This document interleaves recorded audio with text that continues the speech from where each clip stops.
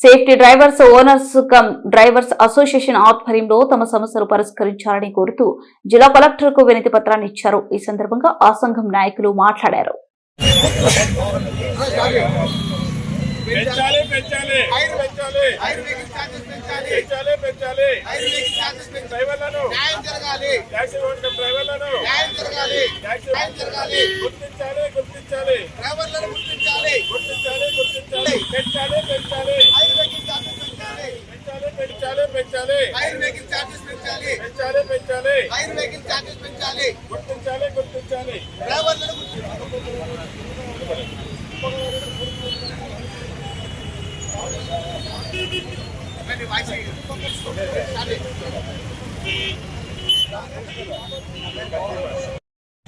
ఈరోజు collector office దగ్గర taxi owner cum డ్రైవర్లు నిరసన తెలియజేసే కారణం ఏమంటే, గతంలో టీడీపీ ప్రభుత్వం ఉన్నప్పుడు 10 ఏళ్ళు అవుతుంది దాదాపుగా ఓనర్ కమ్ ట్యాక్సీ డ్రైవర్లకు అంటే ప్రభుత్వ ఆఫీసులలో కిరాయి పెట్టిన బండ్లకు అప్పుడు టీడీపీ గవర్నమెంట్ 35,000 రూపాయలు శాంక్షన్ చేసింది.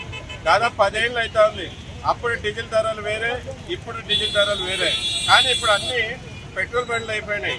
అప్పుడు 62 రూపాయలు డీజిల్ ధర ఉంది, ఇప్పుడు 110 రూపాయలు పెట్రోల్ ధర ఉంది.